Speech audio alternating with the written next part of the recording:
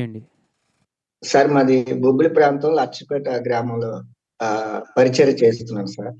Praise the lord. నా చెప్పండి భార్య మీ పేరు. నా పేరు వాసు సార్. చెప్పండి. వాసు సార్. అంటే మేము లచ్చిపేటలో ఒక 15 మందిని నడిపించాం సార్ ప్రభువులోకి.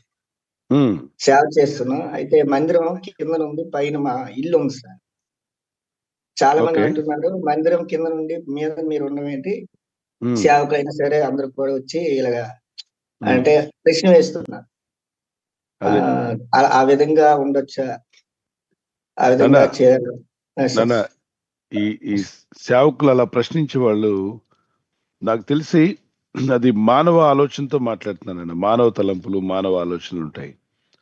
ఉదాహరణకి గమనించండి, సిటీల్లో అపార్ట్మెంట్స్ ఉన్నాయా? ఉన్నాయి పాస్టర్. అపార్ట్మెంట్స్ ఉంటే సేవకులు అలా లైన్లో ఉంచండి, వారు కనెక్ట్ అయ్యి ఉంచండి. అపార్ట్మెంట్స్లో ఫస్ట్ ఫ్లోర్లోనో సెకండ్ ఫ్లోర్లోనో సేవకుడు తీసుకున్నాడు అనుకోండి. ఓకే, ఇప్పుడు హైదరాబాద్లో కావచ్చు, పట్టణాల్లో అనేక ప్రాంతాల్లో అపార్ట్మెంట్ కల్చర్ వచ్చేసింది కదా. థర్డ్ ఫ్లోర్లో తీసుకున్నారు, థర్డ్ ఫ్లోర్లో మీరు తీసుకున్నారు, ప్రేయర్ నడిపిస్తున్నారు. పైన ఆ యొక్క ఇంటి పైన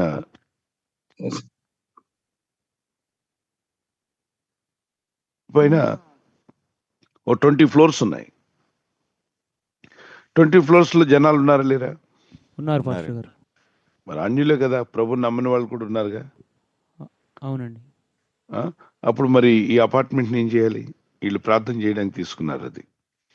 అప్పుడు ఏం చేయాలి? అందులో దెయ్యాలు ఉంటాయా? చెప్పండి. మరి ఏం చేయాలి? ఆ ఇంట్లో ప్రార్థన ఆపేయాలా? ఆ హాల్లో ప్రార్థన? సరే, మీరే ఉన్నారు, మీ ఇంట్లో అద్దెకుంటున్నారు, ఒక అపార్ట్మెంట్లో అద్దెకుంటున్నారు, పైన చాలా ఫ్లోర్స్ ఉన్నాయి. మరి ఆ ఇంట్లో ప్రార్థన చేయకూడదా? ఎందుకంటే పైన చాలా మంది ఉన్నారుగా, చాలా మంది వేరు వేరు ఇళ్ళల్లో ఉన్నారు కదా. బాత్రూమ్ ట్యాంక్స్ ఉంటాయి, మరి బెడ్రూమ్స్ ఉంటాయి, సెప్టిక్ ట్యాంక్స్ ఉంటాయి, మరి లైన్స్ ఉంటాయి. కాబట్టి మీరు అపార్ట్మెంట్లో ఉన్న వాళ్ళకి ఎవరు ప్రార్థన చేయకూడదా? త్వరగా చెప్పాలి. చేయవచ్చు పాస్టర్ గారు. ప్రార్థన చేస్తే దేవుడు వింటాడండి. ఇది పైన ఇల్లు, కింద ఆరాధన ఏంటి, కింద ప్రార్థన ఏంటి? అసలు ప్రార్థన చేస్తానంటే సంతోషించండి. పోనీ కావాలంటే అలా ఉచిత సలహా ఇచ్చేవాళ్ళు ఉంటారన్న. ఉచిత సలహా, వాడి సొమ్మేం పోదు కదా, ఏదో సలహా ఇస్తుంటాడు. అలాంటి వాళ్ళు చాలా మంది ఉంటారు, తెలిసి తెలియక. కొందరేమో దేవుని మీద ఉన్న అభిమానంతో ఇలా ఉండకూడదయ్యా అంటారు. మరికొందరేమో అది వారి మానవ ఆలోచన. దేవుని వాక్యం ఏం చెప్తుంది? ఎక్కడ 2-3 కూడి ఉందరో వారి మధ్యలో నేను ఉంటా అన్నాడు. ఏమన్నాడు? ఎక్కడ 2-3 కూడి ఉంటారో వారి మధ్య నేను ఉంటానని వాగ్దానం చేశాను. సువార్త 18 నుండి 20 వచనం వరకు, మత్తయి సువార్త 18 నుండి 20 వచనం వరకు, ఎక్కడ 2-3 నా నామములో కూడి ఉందరో వారి మధ్యలో నేను ఉంటాన్నాడు. ఆ కిందింట్లో ఉంటేనే ఉండను, ఇంటి మీద ఉంటేనే ఉంటాను. మేడ గది మీద ప్రార్థన చేశాడు దానియేలు. కాబట్టి మీరు కూడా మేడ గది మీద, అంటే అపార్ట్మెంట్ మీదకి ఎక్కి ప్రార్థన చేయండి అంటాడా? అందులో క్రొత్త నిబంధనలో ఆయన బిడ్డలు ఎక్కడ 2-3 కూడి ఉన్నా విశ్వాసంతో ప్రార్థన చేస్తున్నప్పుడు వారి మధ్యలో ఉంటాడు ప్రభు. అపార్ట్మెంట్లో పై ఫ్లోర్లో వాళ్ళు వేరే వాళ్ళు ఉంటూ కింద ప్రార్థన చేయడం ఏంటంటే, ఇక అపార్ట్మెంట్లో ఉన్నట్టు ప్రార్థనే చేయకూడదు. ఎందుకని? పై ఫ్లోర్లో ఎవరో ఉంటారు, అన్యుడు ఉండొచ్చు, భక్తిహీనుడు ఉండొచ్చు, దేవుడిని దూషించేవాడు ఉండొచ్చు పైన. కాబట్టి ఆ ఇంట్లో ప్రార్థన దేవుడు విండా? దేవుని బిడ్డలారా, ఇది సరైన ఆలోచన కాదు, తెలియక చేస్తున్నారు. ఒకవేళ ఉచిత సలహా ఇచ్చే వాళ్ళకి చెప్పండి, మీరేనా అడగండి, ఆ పైన ఇల్లు ఉండకూడదు, కింద ఉండాలి అన్నట్లేదు, పక్క స్థలం కొనివ్వండి. పక్క స్థలం కొనిస్తే అక్కడ ఇల్లు కట్టుకుంటామని చెప్పండి. ఎవరు సలహా ఇచ్చినా, అయ్యా అయితే మంచిది, మీ ఆలోచన తీసుకుంటున్నాం, పక్క స్థలం ఖాళీగా ఉంది, కొనివ్వండి, మేము ఇల్లు అక్కడ కట్టుకొని ఇది మొత్తం ప్రార్థనకు వదిలేస్తామని చెప్పండి. ఇంక రెండోసారి తిరిగి మళ్ళీ మీకు ఆ సలహా ఇవ్వరు. ఓకే, దయచేసి గమనించండి. అక్కడ మీకు వీలైందా లేదా, అక్కడ వీలు పడిందా లేదా. వీలు పడలేదంటే అదేదో పాపమా, నేరమా, శాపమా కానే కాదు. ఆరాధన చేయటకు ఒక స్థలం, ప్రార్థించటకు ఒక స్థలం, ఆరాధించి దేవుని కనపరచటం. ఓకే, కిందేముంది పైనేముంది అలా అనుకుంటే మనం ప్రార్థన చేయలేం. ప్రార్థిస్తున్నప్పుడు నీ మనసులో ప్రభు ఉండాలి, దేవుని యొక్క వాక్య ధ్యానం ఉండాలి తప్ప వేరే ఆలోచన రాకూడదు. ఓకేనా? God bless you. ఎన్నో ఫ్లోర్స్లో ఎంతెంతో మంది ఉంటుండగా కింద ఫ్లోర్లో ప్రార్థనలు జరుగుతున్నాయి, ఆరాధనలు జరుగుతున్నాయి, ఎంతోమంది రక్షణ పొందుతున్నారు, వాళ్ళు బ్యాప్తిసాలు పొందుకుంటున్నారు, యేసు ప్రభు రక్షణలోకి వస్తున్నారు. ఎక్కడంటే పలానా హాల్లో వాక్యం విన్నామని చెప్తున్నారు. ఎక్కడుంది ఆ హాల్ అంటే అపార్ట్మెంట్ లోపల 3rd ఫ్లోర్లో ఉంది. ఆ 3rd ఫ్లోర్లోకి వచ్చి వాక్యం విని బాగుపడి దేవుని యందు విశ్వాసం ఉంచి రక్షణ పొంది బ్యాప్తిజం కూడా పొందుతున్నారు. ముంబైలో, కలకట్టాలో, మరి హైదరాబాద్ లాంటి సిటీలో, మరి ఇతర దేశాల్లో కూడా ఓకే వారు ప్రేయర్ హాల్స్ అపార్ట్మెంట్లో కూడా తీసుకుని ఉన్నారు. ముంబైలో, కలకట్టాలో, మరి హైదరాబాద్ లాంటి సిటీలో, మరి ఇతర దేశాల్లో కూడా ఓకే వారు ప్రేయర్ హాల్స్ అపార్ట్మెంట్లో కూడా తీసుకుని ఉన్నారు. సో కొన్ని హాల్స్ అనేటువంటివి worship conference halls, hotel rooms లో అక్కడ కూడా పెద్ద కాన్ఫరెన్స్ పెడతారు. 3 days ఫాస్టింగ్ ప్రేయర్ జరుగుతుంది. 3 days కాన్ఫరెన్స్, పాస్టర్స్ అందరూ వస్తారు. అది హోటల్ రూమ్స్ అవి, దాని కింద కాన్ఫరెన్స్ హాల్లో ఉంటుంది. పాస్టర్స్ ఇలా మాట్లాడే పాస్టర్లు కూడా వెళ్తారు, వెళ్ళి అక్కడ ప్రార్థనలో ఉంటారు, వాక్యం వింటారు, ఆరాధన చేస్తారు. పైన అన్ని హోటల్ గదులు, మంచోళ్ళు ఉండొచ్చు, పాపాత్ములు ఉండొచ్చు, హోటల్ గదులు కదా, అపవిత్రమైన వాళ్ళు కూడా వచ్చి ఉండొచ్చు, తాగుబోతులు వచ్చి ఉండొచ్చు, తిరుగుబోతులు కూడా వచ్చి ఉండొచ్చు. ఆ పై హాల్స్లో ఎవరున్నారు మనకేం తెలుసు? పై ఫ్లోర్లో ఎవడు ఒక్కొక్క రూమ్కి వెళ్ళి నువ్వు విశ్వాసం అని అడగగలమా? అడగలేము. కాన్ఫరెన్స్ హాల్ మనకు తీసుకున్నారు. ఈ కాన్ఫరెన్స్ హాల్లో దైవజనులు ఎంతో మంది కాన్ఫరెన్స్ జరిగించారు. 3 రోజులు, 4 రోజులు, 1 day. ఆ కాన్ఫరెన్స్ లో పాస్టర్స్ అందరూ పాల్గొన్నారు, దేవుని వాక్యాన్ని విన్నారు, బలపరచబడ్డారు. ఓకే అంటే చూడండి, నా చిన్న మనసు, నేరో మైండ్ ఉన్న వాళ్ళకి అర్థం కావు. కొంచెం ఎదిగిన తర్వాత వాళ్ళు గ్రహించేలాగా మీకు తలనరిసిపోద్ది. కాబట్టి మీరేం కంగారు పడొద్దు. ప్రార్థన చేస్తున్నారా లేదా, వాక్యంలో ఉన్నారా లేదా, ఆత్మను రక్షిస్తున్నారా లేదా, అది కావాలి. God bless you. గారు, నేను ఇంతకు ముందు అడిగినాను, కొన్ని సంఘాల లోపల లార్డ్స్ ప్రేయర్ చెప్పరు, ఎందుకని? ఒక యొక్క ప్రార్థన అని చెప్పి అంటారు. అది ప్రభు నేర్పిన ప్రార్థనే. అయితే క్రైస్తవ జీవితం అనేటువంటిది ఆ పరలోక ప్రార్థన యొక్క జీవన విధానం అని చెప్పొచ్చు.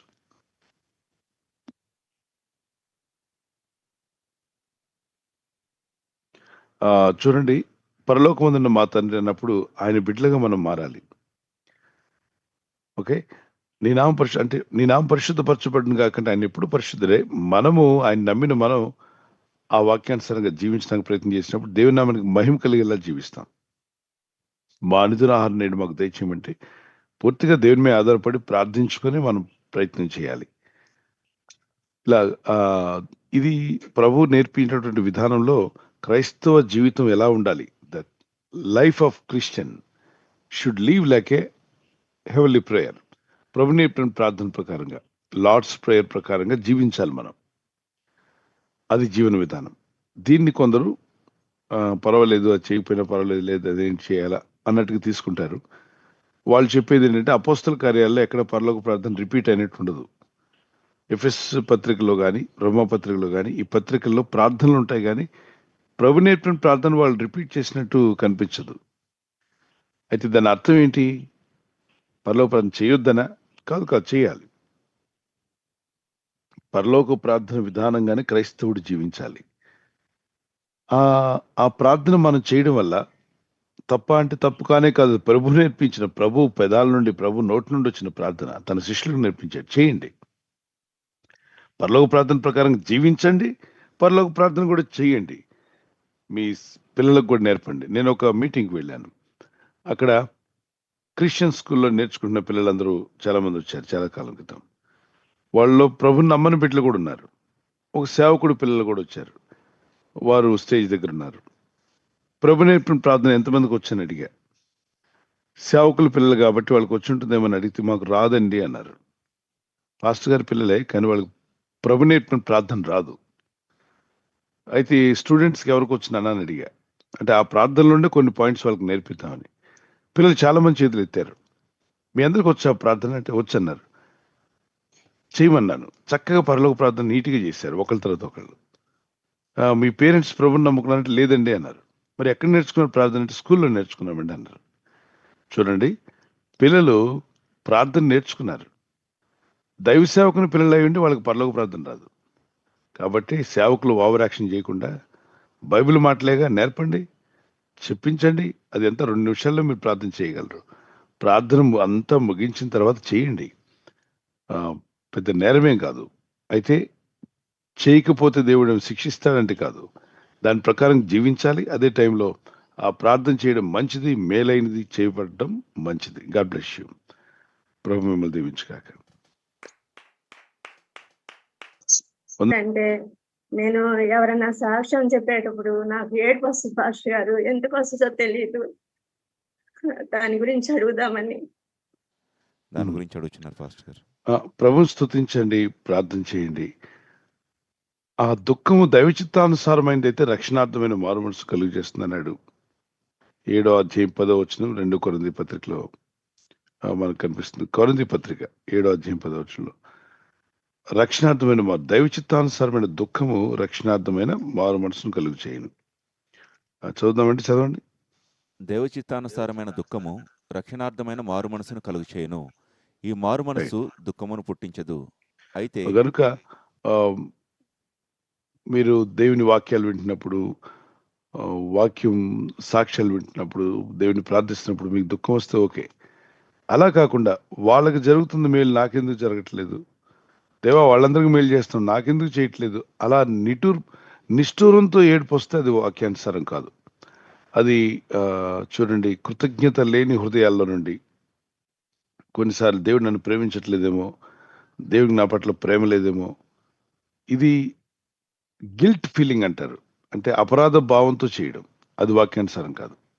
అపరాధ భావంతో చేయకూడదు. అడగొచ్చు, ప్రభా వారందరికీ మేలు చేస్తాను, నీకు స్తోత్రమయ్యా, నాకు కూడా మేలు చేయండి, నా కుటుంబం పట్ల కూడా ఆశ్చర్యకార్యాలు జరిగించండి ప్రభాని, అలా ప్రార్థన చేసుకుని స్తుతించండి. లేదు, వాక్యాలు వింటున్నా, ప్రార్థన సాక్ష్యాలు వింటున్నా, ప్రభు ఇంత గొప్ప కార్యాలు చేసినందుకు నీకు స్తోత్రం అని ఆ విధంగా మీకు దుఃఖంగా అనిపిస్తే, ఎస్, దైవచిత్తానుసారం అయితే అది మీకు మేలే కలుగు చేస్తుంది.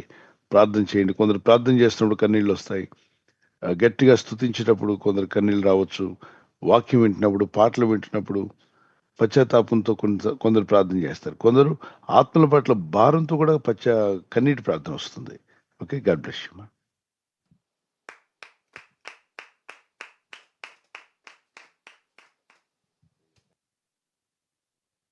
థ్యాంక్ యూ పాస్టర్ గారు. ప్రైజ్ లార్డ్ బ్రదర్, మీ పేరు, మీరు ఎక్కడి నుంచి మాట్లాడుతున్నారో తెలియజేసి మీ ప్రశ్న లేదా సందేహం నేరుగా అడగండి. నా పేరు రెడ్డి నాయుడు అండి. నేను అమలాపురం డాక్టర్ బిఆర్ అంబేద్కర్ కోనసీమ జిల్లా నుంచి మాట్లాడుతున్నాను. దైవజనులకి సంఘ సభ్యులందరికీ నూతన సంవత్సర శుభాకాంక్షలు. నాకు క్వశ్చన్ ఏంటంటే, ఒక క్వశ్చన్ ఉందండి. ఇప్పుడు మేము ఒక చర్చికి వెళ్తున్నామండి గత 30 సంవత్సరాల నుంచి. పాస్టర్ గారు బ్రదర్ వినిపిస్తుంది, మాట్లాడండి. చెప్పండి. దైవజనులు ఎప్పుడైనా ఒక మీటింగ్ పెట్టేటప్పుడు ఏంటంటే, అందరినీ మీ సరౌండింగ్ పీపుల్ అందరినీ తీసుకురండి అంటారు. నిన్న ఒక సంఘటన జరిగింది పాస్టర్ గారు, రాత్రి నుంచి మీతో దాన్ని షేర్ చేసుకోవాలని అనుకున్నాం. నూతన సంవత్సరంలో మా చర్చిలో భోజనాలు పెడతాం పాస్టర్ గారు. భోజనాలు ఓన్లీ సంఘ సభ్యులకే అని ఎవరిని బయట కూడా రానివ్వలేదు. దాంట్లో కూడా ఒక కాంట్రవర్సీ వచ్చింది. మన దేవుడి పీపుల్గా మనకు లేకపోయినా అందరికీ మనం పెట్టుకుంటే ఆ రోజు చెప్పుకుంటారు కదా, మేము పలానా చర్చికి వెళ్ళాము, ఆ చర్చిలో మంచి భోజనం పెట్టారు, దేవుడి చర్చిలో చెప్పుకుంటారు కదా. అంటే ఇలాగా ఇది ఎంతవరకు కరెక్ట్ పాస్టర్ గారు? ఓన్లీ సత్య సత్యులు ఒకళ్ళే తినడానికి. ఇంకొక వచ్చిన ఉంది పాస్టర్ గారు, మా ఊర్లో మా ఒక చర్చ్ అందరినీ కలుసుకుని ఒక చర్చ్ నిర్మించుకున్నాము. ప్రతి ఒక్కరు సహాయం చేశారు పాస్టర్ గారు. అంటే ఒక సంఘ సభ్యులకు ఒకరికి ఒక పెత్తనం ఇచ్చాం పాస్టర్ గారు. ఈ చర్చ్ నిమిత్తము దాని ప్రారంభోత్సవం తర్వాత కూడా పాస్టర్ గారు ఏమైనా ప్రార్థన చేస్తారంటే, ఫలానా వ్యక్తి వల్లే ఈ చర్చ్ నిర్మించబడింది, ఆ వ్యక్తి కోసమే ప్రార్థన చేస్తారు పాస్టర్ గారు. ఇది ఎంతవరకు దైవజనులకి కరెక్ట్ అనేది నాకు వచ్చిన పాస్టర్ గారు. సార్, మీరు ప్రాక్టికల్ క్వశ్చన్స్ అడిగారు. ప్రాక్టికల్ గా జరుగుతుంది ఏంటంటే, మరి సంఘానికి వచ్చే వాళ్ళ వరకైనా భోజనం పెట్టాలా, అందరికి పెట్టొచ్చు అంటే అందరికి పెట్టొచ్చు. వారు ఒకవేళ ఎక్కువ మంది వచ్చేస్తారేమో, మేము ఎక్కువ మందికి వండలేకపోయాం, భోజనాల కొరకు ఎక్కువ మంది వచ్చేస్తున్నారేమో, వచ్చిన వాళ్ళకి మనం సరిపడే పెట్టలేక బయట వాళ్ళు వస్తే పెట్టగలమో లేదో అనేటువంటి డౌట్ ఉన్నప్పుడు సంఘంతో చర్చించి, సంఘం అందరితో మన సంఘ బిడ్డలందరూ ఒక 500 మంది ఉన్నారు, వచ్చి బయట నుండి వచ్చేవాళ్ళు భోజన టయానికి వచ్చేస్తే ఒక 200 మెంబర్స్ మనం పెట్టగలమా లేదా? ఒక 200 మందికి ఎక్కువ మంది పెట్టడానికి ప్రయత్నం చేద్దామా? అప్పుడు సంఘం ఓకే అందనుకోండి, ఒక 200 మెంబర్స్కి ఎక్కువగా వండొచ్చు. వండి మీ అందరూ భోంచేయగా మిగిలిన దాన్ని మీరందరూ భోంచేస్తున్నారు, మీతో పాటు వచ్చినటువంటి అన్యులు కావచ్చు, క్రీస్తుని ఎరగని వారు కావచ్చు, మీ ఫ్రెండ్స్ కావచ్చు, అందరూ వస్తారు కదా సంఘానికి జనవరి 1కి రమ్మంటే, వారికి కూడా భోజనం పెట్టండి. ఎందుకంటే మీరు ఆల్రెడీ డిసైడ్ అయ్యారు, ఒక 200 మంది ఎక్కువ మందికి వండారు. ఎప్పుడు గుర్తుపెట్టుకోవాలి, సంఘాలకు ప్రార్థనలకు వచ్చినప్పుడు ఒక 100 మందికి ఎక్కువే వండండి, 200 మందికి ఎక్కువే వండండి. అలా సామర్థ్యం ఉన్నట్లయితే దేవుడు సాయం చేస్తే. ఒకవేళ అది మిగిలిపోయింది అనుకోండి, సంఘ బిడ్డలకి మనం మీకు తెలిసిన వాళ్ళకి ఇమ్మని చెప్పి పంపించవచ్చు. లేదా అనాథ బిడ్డలు కానీ విధవరాళ్ళు కానీ మీకు అనాథాశ్రమం దగ్గరలో ఉంటే వారు కబురు పెట్టాయా, మందిరంలో మేమంతా భోజనాలు చేసాం, కొంత మిగిలి ఉంది, అది సాయంకాలం వరకు పాడవకుండా బాగుంటుంది, పంపించమంటారని అడగండి. ఎంతోమంది ఆహారం లేని బిడ్డలు పంపించమని చెప్పండి. సంఘ బిడ్డలందరికీ అది దీవెన, సంఘానికి సేవకునికి కూడా దీవెనే. అలా చేయొచ్చు. కొన్ని మార్లు ఎంత జాగ్రత్తగా వండినప్పటికీ ఇంకా ఎక్కువ మంది వచ్చారనుకోండి, తృప్తిపరచలేదు కనుక పండ్లు కానీ కేక్స్ కానీ ఏమైనా రెడీగా పెట్టుకుంటే వాటిని పంచడానికి వీలవుతుంది. భోజనం పెట్టలేకపోయాం, ఇదిగోండి ఈ ఫ్రూట్స్ తీసుకోండి అని. మనం ఎంత బాగా చెప్పినా దైవ సేవకుడు, ఆ సేవకుడు కింద ఉన్నటువంటి టీం ఉంటారే, వాళ్ళకి మెచ్యూరిటీ లేదనుకోండి, లేదంటే వాళ్ళకి భారం లేదనుకోండి, వాళ్ళు ఏదో తేడా చేస్తారు. ఆ తేడా పాపం వచ్చిన బిడ్డలందరి మీద పడే అవకాశం ఉంది. నేను ఎప్పుడు కర్రీలు అన్నీ కూడా నీట్గా టేస్ట్గా చేయమంటాను. అక్కడ వాళ్ళు ఏదో మనసు సరిగ్గా లేకో, లేకపోతే అర్థం చేసుకోలేకో, తొందరపాటు వల్ల టేస్ట్గా వండకపోయారు అనుకోండి, నేను టేస్ట్ చేసి చూస్తాను, అడుగుతాను, ఎందుకు నాన్న రుచిగా ఎందుకు వండలేదు? వండగలరు కదా, మీకు అమౌంట్ ఇచ్చాం, మీకు అన్నీ కొనిచ్చాం, మీరు చేయవలసింది జస్ట్ టేస్ట్గా చేయడమే కదా, చేయగలిగిన వాళ్ళు అయ్యుండి మీరు ఎందుకు చేయలేదు? దేవుని పిల్లలందరూ ఒక దగ్గరికి వచ్చినప్పుడు ప్రభుని స్తుతించడానికి వచ్చాం, ప్రార్థించడానికి వచ్చాం, భోజనం చేయడానికి రాలా. కానీ మరి భోజనం పెడదాం అనుకున్నప్పుడు టేస్ట్గా చేయాల్సిన బాధ్యత మీకు లేదా? అదే మీ పెళ్ళిళ్ళలో మీ ఇంటి కార్యక్రమాలు ఎలా చేస్తారు? మీరు నీట్గా టేస్ట్గా ఉండేలా చేస్తారు. ఎందుకంటే బంధువులు నానా మాటలు అంటారు, తలా ఒక మాట అంటాడు, అవి భరించలేరు కాబట్టి టేస్ట్గా ఉండేలా చూసుకుంటారు. మీ వల్ల కాకపోతే బయట వాళ్ళని పెట్టేనే చేయిస్తారు. సంఘాల్లో నేను ఎన్నోసార్లు చెప్తాను, మీ ఇంట్లో ఫంక్షన్ కన్నా ఘనంగా చేయండి దేవుని పరిచర్య, అద్భుతంగా చేయండి, టేస్ట్గా ఉండేలా చూడండి. ఇంకా దేవునికి సంబంధించిన పని చేస్తున్నప్పుడు పూర్ణ హృదయంతో పూర్ణ ఆత్మతో దేవుని ప్రేమించండి, దేవుని పని కూడా అలాగే చేయండి. ఎంత చెప్పినా కొంతమందికి మైండ్ ఎలగదు, బల్బు ఎలగదు, అలాంటి వాళ్ళు ఉంటారు. సో మీరు అడిగింది, అన్యులు అందరూ కూడా సంఘానికి వచ్చినప్పుడు మీ ఫ్రెండ్స్ స్నేహితులు తీసుకొని రమ్మంటారు కదా ప్రార్థనకు వచ్చినప్పుడు, మరి 31 జనవరి 1 వచ్చినప్పుడు మాత్రం ఎవరు వద్దు, సంఘస్థులకు మాత్రమే భోజనం, మిగిలిన వాళ్ళు వెళ్ళిపోండి అనడం కరెక్టేనా? న్యాయమేనా? న్యాయం కాదు అది. భోజనాలు పెట్టాలనుకున్నారు, అటువంటిప్పుడు వచ్చిన వాళ్ళందరికీ పెట్టగలిగితే మంచిది. మందిరంలో కొందరిని మీరు వెళ్ళిపోండి, మా భోజనాలు మేము చేస్తామనడం వాక్యానుసారం అంటే ఒక పక్షపాతం చూపించినట్టు అవుతుంది. పైగా కొత్తగా వచ్చిన వాళ్ళు మనసు విరిచేసిన వాళ్ళు అవుతారు. కాబట్టి మనం పస్తున్నా వాళ్ళకి పెడితే వాళ్ళు భోంచేసి మీరు అన్నట్టుగా రేపు సంఘానికి కంటిన్యూగా వచ్చే అవకాశం ఉంది. ప్రేమ, దేవుని ప్రేమను చూపించండి. అవసరమైతే మనం సరిపోలేదు, మనం ఆగుదాం, మనం ఆగి మనం వండుకొని మళ్ళీ తిందాం. నూతనాత్మలు రక్షణలోకి వస్తున్నారు, వాళ్ళు ప్రార్థనలకు వస్తున్నారు, వారికి ఆహారం పెట్టి పంపిద్దాం. ఇదే పెద్ద మనసు ఉంటే పని అవుతుంది. కొన్ని పనులు అవ్వాలంటే పెద్ద మనసు ఉండాలి. ఓకే, మరి అక్కడ పరిస్థితి ఏంటో మీరు తెలుసుకోండి. దాన్ని జడ్జిమెంట్గా తీర్పు తీర్చు అంటే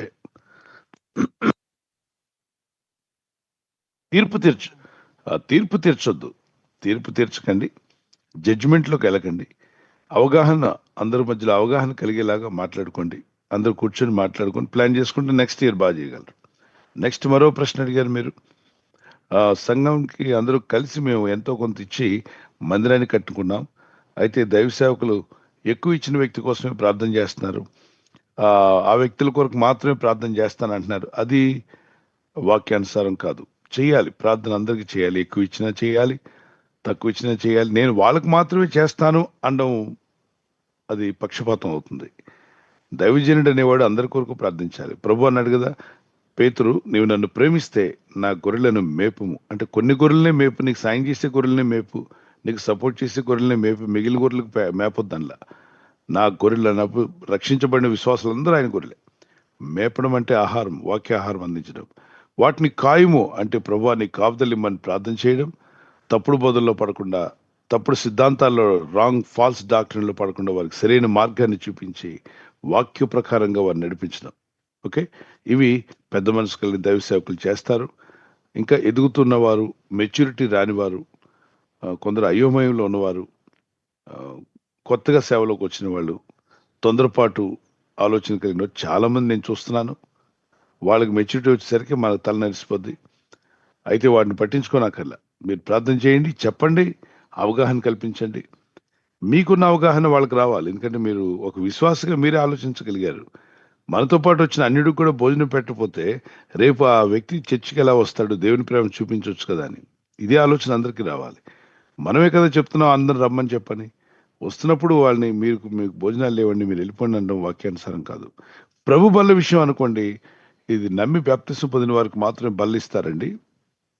బల కార్యక్రమం ఉంది కనుక మీరు ఇంకా బాప్తిసం పొందలేదు కాబట్టి బాప్తిసం పొందిన వారు నిలబడండి. మీరు పొందాలనుకుంటే మీ పేర్లు ఇవ్వండి, మీకు తప్పనిసరిగా బాప్తిసాలు ఏర్పాటు చేస్తాం. ఆ పొందేంత వరకు మీరు చర్చికి రావచ్చు, వాక్యం వినొచ్చు, మీరు చర్చిలో ప్రార్థనలో పాల్గొనవచ్చు, అన్నిటికీ మీకు స్వతంత్రం ఉంది. బల్ల కార్యక్రమంలో మాత్రం బాప్తిసం పొందాకే తీసుకుందరు కానీ. ఓకే, గాడ్ బ్లెస్ యూ అని వారి కోసం బ్లెస్సింగ్ ప్రేయర్ చేసి వారిని పంపండి. వాళ్ళందరూ వెళ్ళిపోతారు. ప్రభు బల్ల కార్యక్రమం అవుతుంది. ప్రభు బల్ల కార్యక్రమం అయిన తర్వాత అప్పుడు మీరు భోజనాలు ఉంటే పెట్టుకోండి. సో ఇన్ దిస్ వే మీరు పూర్తిగా ఫుల్ ప్లెడ్జ్గా చేయలేము అన్నప్పుడు ఈ పని చేయండి. God bless you.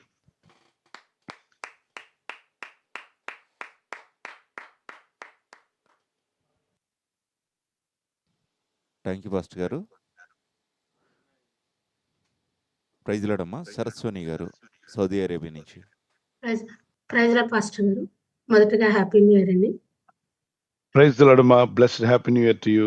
సౌదీలో ఉన్న వాళ్ళందరికీ వందనాలు చెప్పండి. Praise lord. ఈ నేషనల్స్ వాళ్ళు ఉంటారు, నేపాలీ, కెన్యా, సౌత్ ఆఫ్రికన్స్ అండి. సో వాళ్ళతో కలిసినప్పుడు వర్షిప్ చేస్తున్నప్పుడు డిఫరెంట్ లాంగ్వేజ్ లో సాంగ్స్ పాడుతూ ఉంటాం. సమ్ టైమ్స్ నేను వాళ్ళతో పాడుతూ ఉంటాను, బట్ ఆ భాష ఏంటో దాని మీనింగ్ ఏంటో నాకు తెలియదు. Some time I'm feeling comfortable. అంటే ఒక్కొక్కసారి నేను దేవుని వర్షిప్ చేస్తున్నప్పుడు చాలా కంఫర్టబుల్ గా ఫీల్ అవుతాను. సమ్ టైమ్స్ ఏంటంటే నేను కంఫర్టబుల్ గా ఫీల్ అవ్వలేకపోతున్నాను. అంటే దేవుని పూర్ణాత్మతో, పూర్ణ మనసుతో, పూర్ణ హృదయంతో ఆరాధించాలి కదా.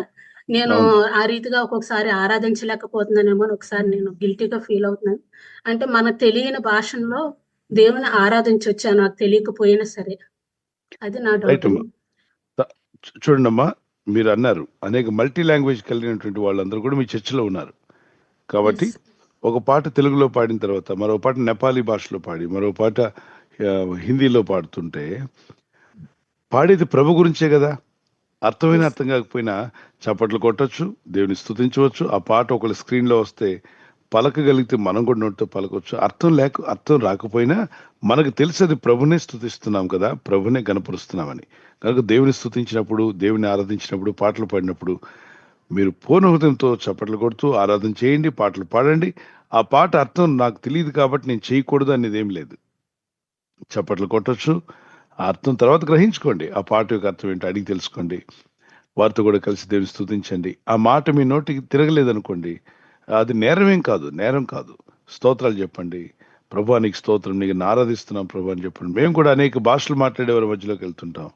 గుజరాతీ నాకు భాష రాదు, కానీ గుజరాతీ వారి మధ్యలో వారు పాటలు పాడుతుంటే నేను కూడా ఆ మధ్యలో ఉండి దేవుని స్తుతించి నాకు తెలిసిన భాషలను దేవుని గణపరుస్తూ వారు పాడేటప్పుడు నేను కూడా చప్పట్లు కొడుతూ ఆ తర్వాత వాక్యం అందిస్తున్నాను ఇంగ్లీష్లో, వాళ్ళు గుజరాతీలోకి ట్రాన్స్లేట్ చేస్తున్నారు. సో మనకు అర్థమైతేనే చేయాలి, లేకపోతే చేయకూడదు అనేది సరైన భావం కాదు. అర్థమైనా అర్థం కాకపోయినా దేవునిలో ఉన్నామా లేదా, ప్రభు స్తుతిస్తున్నామా లేదా. ఆఫ్రికా వెళ్ళాం, ఆఫ్రికాలో అసలు ఆ భాష మనకు అర్థం కాదు, కానీ వారందరూ కూడా దేవుని స్తుతిస్తూ చక్కగా ఆరాధిస్తున్నారు, పాటలు పాడుతున్నారు. మనకు అర్థమైపోయింది, మన ఆత్మలో మనకు సెన్స్ చేయగలం అది దేవుని సరిది, వాళ్ళు పాడే దేవుని కోసమే, ప్రభు గురించే పాడుతున్నారు. భాష నాకు తెలియకపోతే ఏమైంది, నేను అదే ప్రార్థనలో ఉన్నాను, సహవాసంలో ఉన్నాను, స్తుతిస్తున్నాను, గణపరుస్తున్నాను. నా ప్రభుని వారు ఆరాధిస్తున్నారు, నా ప్రభుని నేను ఆరాధిస్తున్నాను నాకు తెలిసిన భాషలో. ఆ తర్వాత వాక్య సమయం వచ్చినప్పుడు నేను వాక్యం బోధించాను. అయితే అక్కడ ఈ వీళ్ళలో కొంతమంది అయోమయం బోధకులు కొందరు బయలుదేరి యూట్యూబ్లోకి వచ్చి పిచ్చి పిచ్చి అరుపులు, పిచ్చి పిచ్చి కేకలు, తెలిసింది తక్కువ అరిసింది ఎక్కువ అన్న వాళ్ళు చాలా మంది ఉన్నారు. తెలిసిందేమో తక్కువ, అరిసిందేమో ఎక్కువ. వీళ్ళు ఏం చెప్తున్నారంటే భాషల్లో మాట్లాడుతున్నారు, అసలు మీకు అర్థం కానప్పుడు మాట్లాడకూడదు, మీకు తెలుసా అని. వీడికి అసలు తెలియని విషయం ఏంటంటే భాషలతో మాట్లాడడం ఆటంకపరచొద్దు అన్నాడు. భాషలతో మాట్లాడటం ఆటంకపరచొద్దు. మనుషుడెవడు గ్రహింపడు. 1 కొరింథీ పత్రిక 14:2 మనుషుడెవడు గ్రహింపడు. మరి అపోస్తలుల 2వ అధ్యాయంలో అర్థమైంది కదండి. అరే మానవుల మధ్యలో ఉన్న భాషలు వేరు, దేవదూతల భాషలు వేరు, దేవునితో మాట్లాడే భాష వేరు. మార్క్సు వార్త 16:17 నమ్మిన వారి వల్ల సూచకులు కనబడు, వారు క్రొత్త భాషలు మాట్లాడుదురని ఉంది. దాని కింద మరి పావును పట్టుకోవచ్చు అని ఉంది, విషం తాగొచ్చు అని ఉంది. తాగమని చెప్పలా, వెళ్ళి తాగంటారా విషయం అని చెప్పలేదు దేవుడు. హాని కలగకుండా మీరు కాపాడబడతారన్నాడు. అయితే సాతానుడు కూడా వచ్చి అంటాడు యేసు ప్రభు వారిని 91వ కీర్తనలో, మీ బైబిల్లో ఉందిగా 91వ కీర్తనలో, శిఖరమైన దూకితే నీ పాదాలకు రాయి తగలకుండా దేవదూతలు పట్టుకుంటారు. మీరు బైబిల్లో ఉందిగా, దూకు, నీ బైబిల్లో ఉందిగా, దూకు అంటున్నాడు. ఆవిడ ప్రభు దూకాడా? దూకలా. ఓ అపవాది, నీ ప్రభు అయిన దేవుని శోధింపవలదని మరొక చోట రాయబడి ఉందిరా. మరొక చోట రాయబడి ఉంది ఏమని? నీ ప్రభు అయిన దేవుని శోధించకూడదని. నాకు నేనుగా కావాలని తాగితే, అది విషమని తెలిసి తాగితే అది పాపం అవుతుంది, శోధించకూడదు. సాధు సుందర్ సింగ్ వారి యొక్క తండ్రి గారు యేసు ప్రభుని నమ్ముకుంటావా వదిలేస్తావా అని అడిగాడు. వదిలేస్తే ఇదిగో ఈ అందమైన అమ్మాయిని ఇచ్చి పెళ్లి చేస్తాను, మా కొడుకుగా నేను చెప్పుకుంటాను, నా ఆస్తి నీకు ఇస్తాను. లేదు యేసు ప్రభే కావాలంటే బైబిల్ తీసుకొని పోరా అన్నాడు. సాధు సుందర్ సింగ్ ఏమన్నాడంటే, నేను ఆత్మహత్య చేసుకోవాలనుకున్నప్పుడు మీరెవరు నాకు కనబడలా. రైలు పట్టాల కింద తలబెట్టి చావాలనుకున్నాను, ట్రైన్ కింద తలబెట్టి చావాలి. కానీ ఆ రోజు యేసు ప్రభు వచ్చి రక్షించినప్పుడు నా పూర్ణ హృదయం ప్రభుకి ఇచ్చాను, కాబట్టి నేను ప్రభు కొరకు జీవిస్తాను అన్నాడు. అయితే బైబిల్ పట్టుకుని వెళ్ళిపో అని చెప్పి ఆఖరి భోజనం చేయమని ఆ భోజనంలో రొట్టెలో ఆ పిండి కలిపేటప్పుడు విషం కలిపి పెట్టాడు. వీడు ఈ రోజుతో సస్తాడు అని. ఇక్కడ యేసుప్రభు నమ్మి వెళ్ళిపోతున్నాడు కాబట్టి అతను ప్రార్థన చేసుకుని తిన్నాడు. తిని ఈ ఊరు బయట దాటేసరికి తల తిరుగుతుంది, వాంతులు అయ్యాయి. ఎవరో తీసుకెళ్లి హాస్పిటల్లో జాయిన్ చేశారు. డాక్టర్స్ చెప్పారు ఫుడ్ పాయిజన్ అయింది, బాడీ మొత్తం ఎవరో పాయిజన్ తిన్నట్టున్నాడు ఇతను రేపు మరుసటి రోజు కల్లా చనిపోతాడు అన్నారు. డాక్టర్ సర్ప్రైజ్ ఏంటంటే తెల్లారి వచ్చి చూస్తే ఇతను లేచి కూర్చొని అన్ని మాట్లాడుతున్నాడు, ప్రార్థన చేస్తున్నాడు, సువార్త కూడా చేస్తున్నాడు. ఇది చూసి ఆశ్చర్యపోయారు. సో అది విషయమే కదా ఇచ్చారు. అది తెలియక తీసుకుని, తెలియనప్పుడు ప్రార్థన చేసుకుని అతను చంపాలని ఇచ్చారు వాళ్ళు, కపట హృదయులు. ఇతనికి ఆ విషయం తెలియదు కాబట్టి స్తుతించుకొని ప్రార్థించుకొని తిన్నాడు. దేవుడు అతను కాపాడాడు. అలాగే పాము కాటుకి గురైన వాళ్ళలో కొంతమంది ఎంతోమంది స్వస్థత నొంది బాగుపడి బయటపడిన ఉన్నారు. ఒకవేళ పాము కాటు హాస్పిటల్ తీసుకెళ్ళడం తప్పే కానే కాదు, వెళ్ళొచ్చు. ఆ నాలెడ్జ్ ఇచ్చింది కూడా దేవుడే.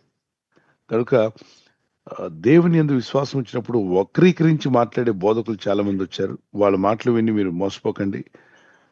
భాషల్లో మానవుల్లో ఇవ్వబడిన భాషలు వేరున్నాయి, దేవదూతల భాషలు వేరున్నాయి, దేవునితో మాట్లాడే భాష అది ఎవరికి అర్థం కాదని ప్రభువే చెప్తున్నాడు. 1 కొరింథీ 14:2 భాషలతో మాట్లాడేవాడు మనుషులతో కాదు, అప్పుడు మనిషికి అర్థం అవ్వాల్సిన అవసరం లేదు. వాడు ఆత్మ వల్ల మర్మాలు పలుకుతున్నాడు. మనుషుడు ఎవ్వడూ గ్రహింపడంటే మాట్లాడేవాడు కూడా గ్రహింపలేడు. ఆత్మ నుండి ఆత్మలో మాట్లాడినివ్వండి. మీకేం రోగం, మీకేంటి అడ్డు? మాట్లాడేవాడిని ఆ వరం పొందినవాడిని వాడుకొనివ్వండి. అయితే సంఘములో బోధించాలి అంటే భాషల్లో మాట్లాడడం కంటే సంఘంలో బోధించే దగ్గర నిలబడి నేను భాషల్లో ప్రసంగం చేస్తా, భాషల్లో ప్రేర్ చేస్తా అంటే వద్దు. అర్థమయ్యే భాష ఉండాలి, ఇంటర్ప్రెటర్ ఉండాలి. నువ్వు చెప్పి భాషలో మాట్లాడేటప్పుడు నువ్వు ఏ భాష మాట్లాడుతున్నావు అది తర్జుమా చేయగలిగిన వాడు, భాషలో అర్థం చెప్పే వరం ఉన్నవాడు ఉంటే మాట్లాడు. లేదా నీకే వరం ఇస్తే దాని అర్థం ఏంటో చెప్పు. అలా లేకపోతే నీ మట్టుకు నువ్వు మాట్లాడుకో. నువ్వు మాట్లాడడం మానేయమంటలా.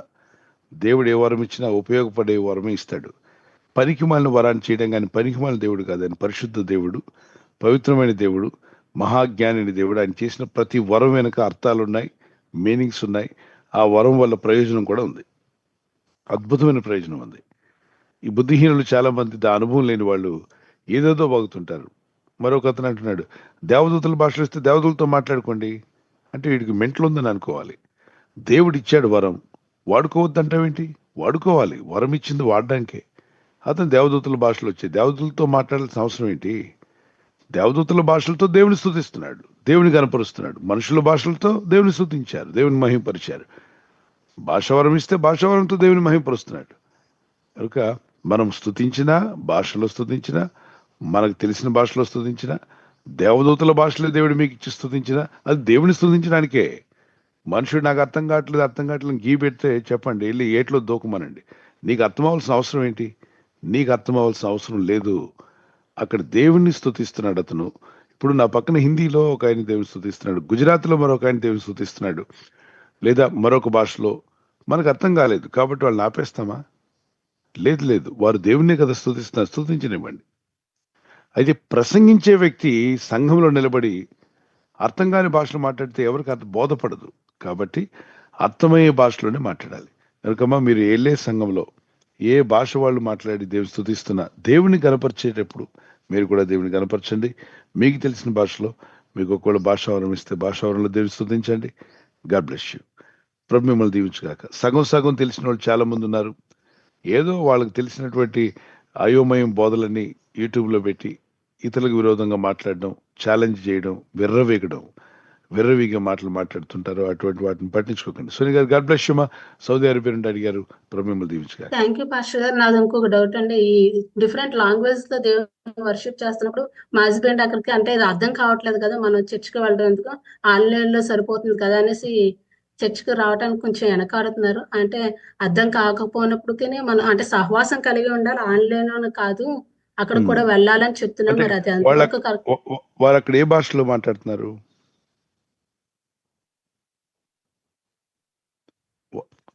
వర్షిప్ చేసేటప్పుడు డిఫరెంట్ లాంగ్వేజెస్ బ్రదర్, తర్వాత అది ఇంగ్లీష్ లో ట్రాన్స్లేట్ చేస్తారు బ్రదర్. ఓన్లీ మెసేజ్ మాత్రం ఇంగ్లీష్ ట్రాన్స్లేషన్.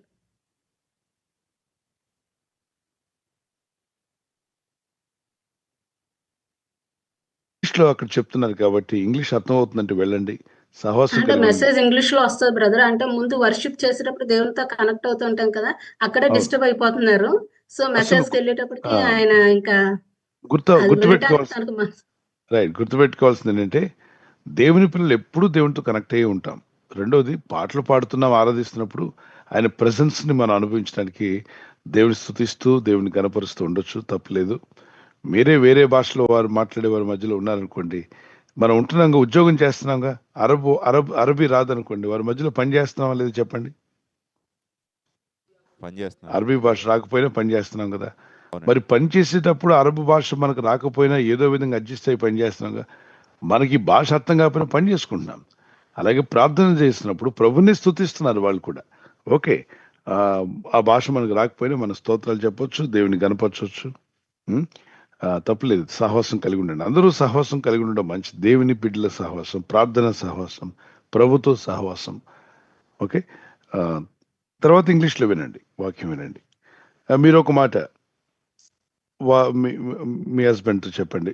ఒక వర్షిప్ మనం లైవ్లో తెలుగులో ఆరాధన మనకి ఇండియా నుండి వస్తుంది కదా, వచ్చేటువంటి మన ప్రోగ్రాంలో పాల్గొనమనండి. చక్కగా తృప్తిగా పాటలు పాడండి. మనం పాడుతుంటాం ఇక్కడ సంఘంలో, లైవ్ అంతా మీకు వస్తుంది, వాక్యాలని వినొచ్చు. మరొక ఆరాధన టైంలో మీరు వెళ్ళొచ్చు, అక్కడ లోకల్గా సహవాసానికి వెళ్ళొచ్చు. God bless you. Praise the Lord. Happy new year. God bless you. కొంచెం వివరణ కావాలి. యెషయా గ్రంథం 14:12. ఓకే. లూసిఫర్ అనే మాట లేదు. తేజో నక్షత్రమా, వేకో చుక్కానుంది, పడిపోయినటువంటి దూతని. ఎస్, లూసిఫర్ కు సంబంధించినటువంటి పడిపోయిన దూత. వాడు పడిపోయిన తర్వాత వాడిని లూసిఫర్ అనకూడదు. వాడు పరలోక రాజ్యంలో ఉన్నప్పుడే లూసిఫర్ అని పిలువబడ్డాడు. ఎందుకని? అక్కడ దేవుని ఆరాధన జరిపించడానికి దేవుడైన ప్రభు ఏర్పాటు చేశాడు. గాబ్రియల్, మిఖాయేల్, లూసిఫర్ యొక్క అద్భుతమైనటువంటి దూతలను దేవుడు కలుగు చేశాడు. వాటికి డ్యూటీలు ఇచ్చాడు. వాటి కింద వాటి యొక్క డిపార్ట్మెంట్లో అనేక దూతలు ఉన్నాయి. ఈ లూసిఫర్ అనేవాడు పాపం చేసి పడిపోయింది. వాడు సాతానుడు అని పేరు, వికెడ్, దుష్ట్ అని పేరు వచ్చింది. మరి రిఫరెన్స్ మీరు అడిగారు, లూసిఫర్ అనే దానికి రిఫరెన్స్ ఎక్కడుందని అడిగారు. ఓకే, ఆ మాట ఎలా వచ్చింది అని చెప్పి మీరు అడిగారు. ఆ మాట యొక్క అర్థాన్ని తర్వాత ఎక్కడ ఏ రిఫరెన్స్లో వచ్చిందో ఆ రిఫరెన్స్ కూడా మీరు చూద్దరు. కానీ describes the fall of Lucifer అనేటువంటి మాట Isaiah 14:12-15. His pride and his being cast down to the earth. ఒకసారి చదువుదాం, ఇంగ్లీష్లో పెట్టండి అన్న. 14వ అధ్యాయం 12, 14 వచనం వరకు. 14, 12 చదవండి. ఇంగ్లీష్లో చూస్తున్నారా? ఈ పక్క స్క్రీన్లో కనిపిస్తుంది. How art thou fallen from heaven O Lucifer. చదివారా మీరు? మీకు ఇంగ్లీష్లో సెకండ్ లైన్లో కనిపిస్తుంది. అతను ఏమన్నాడంటే, బైబిల్ ఎక్కడుంది లూసిఫర్ అని అడిగాడు, ప్రశ్నించాడు. మీరు అతనికి ఈ వచనం చూపించి, నాన్న ఇంగ్లీష్లో చెక్ చేసుకో, లూసిఫర్ అనే మాట కనిపిస్తుంది, తెలుగులో దాని అర్థము ఓ తేజో నక్షత్రమా, వేకో చుక్క అని చెప్పి పిలువబడ్డాడు. ఓకే, ఇక్కడ లూసిఫర్ అనే మాట మీకు కనిపిస్తుంది. Son of the morning. Son of the morning ని ఏమంటారు? వేకో చుక్కని లూసిఫర్ అన్నారు.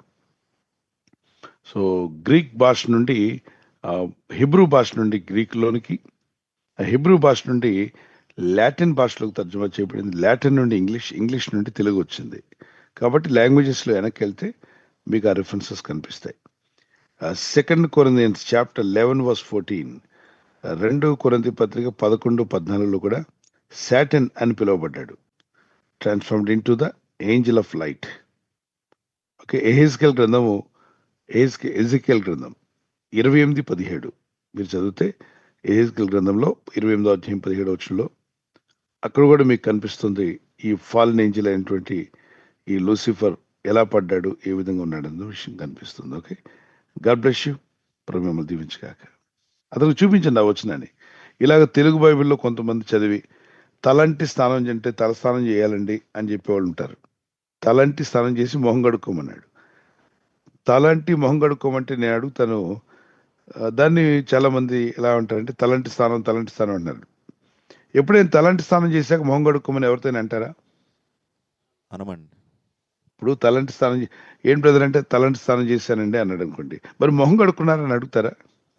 అడగమండి. అంటే తలంటి స్నానం చేసినప్పుడు తల మీద నీళ్లు పోస్తే మొహం కూడా ఏమైపోయింది? కడుస్తుందండి కదా. మరి తల అంటే నీ మొహం కడుక్కోమన్నాడుగా ప్రభు.